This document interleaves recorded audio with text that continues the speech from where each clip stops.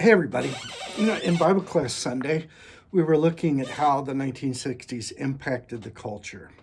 And we asked the question of ourselves, how does the church impact the culture? And we had to sadly make the confession that in many ways the church reflects the culture more than it impacts the culture.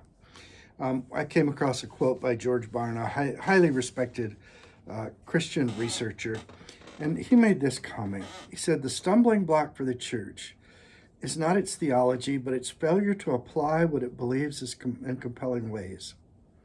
The downfall of the church has not been the content of its message, but its failure to practice those truths. Christians have been their own worst enemies when it comes to showing the world what authentic biblical Christianity looks like." And I immediately think back to that verse that I used a couple of weeks ago for Matthew 5. I'll read a bigger context here for Matthew 5:13 through 16, where Jesus says, "You are the salt of the earth, but if salt has lost its taste, how shall its saltiness be restored? You are the light of the world. A city set on a hill cannot be hidden, nor do people light a lamp and put it under a basket, but on a stand, and it gives light to the whole house. In the same way, let your light shine before others, so that they may see your good works and give glory to your Father in heaven." Salt and light, two things that really make a difference. Light gets rid of darkness, so you can see what's around you, where you're going. You have safety. Salt is a preservative. Salt keeps things from spoiling.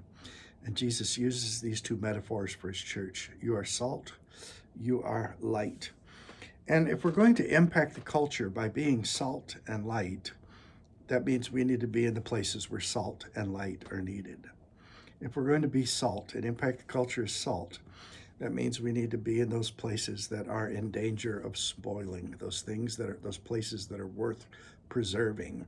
And it's there we serve as salt, keep it from going rotten.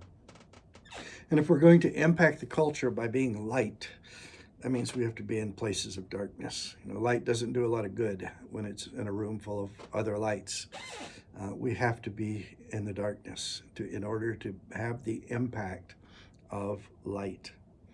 And so by all means, church, be salt and light. Find some darkness and be light. Find some place that's in danger of spoilage, something that's worth preserving, and be salt. Impact the culture. You are the salt of the earth and the light of the world. Have a great week. Bye-bye.